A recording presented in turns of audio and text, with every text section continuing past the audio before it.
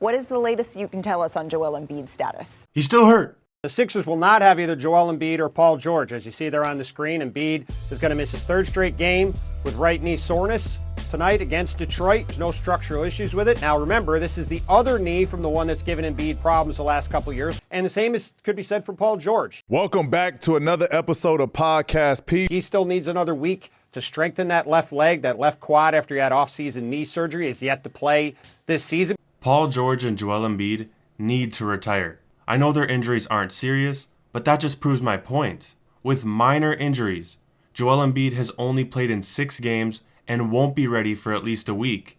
When he does play, he's a shell of himself, and now it's his other knee. Paul George is even worse. He pisses me off.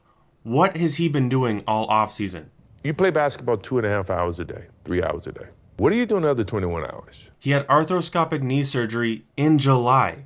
We are in November with no return in sight. For context, Russell Westbrook had the same surgery in 2018 when he was Paul George's teammate. And that was his 4th knee surgery and 2nd arthroscopic surgery in the same knee. He had his surgery in September and was on the court in October. It didn't even take him a month. And he was only 4 years younger than Paul George. How is he not playing? Either the 76ers medical staff is the worst ever, which is very possible. I mean, look at their track record.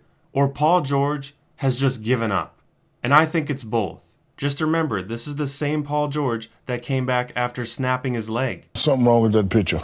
This is a 6-week injury, not a 5-month injury. For $212 million, he should be on the court. If a minor knee surgery can keep Paul George out for 5 months, just imagine how long it'll be if he faces a serious injury. These two are eating up cap space that could be used to build around Tyrese Maxey. They're wasting his time. These two are never going to be healthy. If they manage to somehow play, they won't be effective. It's clear that their injuries are either too serious to ever come back from, which I think is the case with Embiid, or they're not doing enough to get back on the court and stay healthy. Daryl Morey's an idiot for signing them.